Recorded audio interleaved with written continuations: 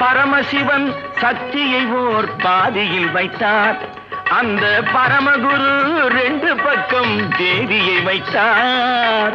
பார்க்கடலில் மாதவனோ பக்கத்தில் வைத்தார். ராஜா பத்மநாபன் ராணியை தன் நெஞ்சினில் வைத்தார். யாரம்மா அது நானம்மா, யாரம்மா அது நானம்மா.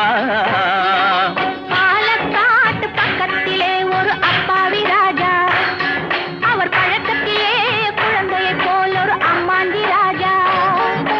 பாலக்காட்டு ராஜாவுக்கு ஒரு அப்பாவி ராணி, அவர் சேலை கட்ட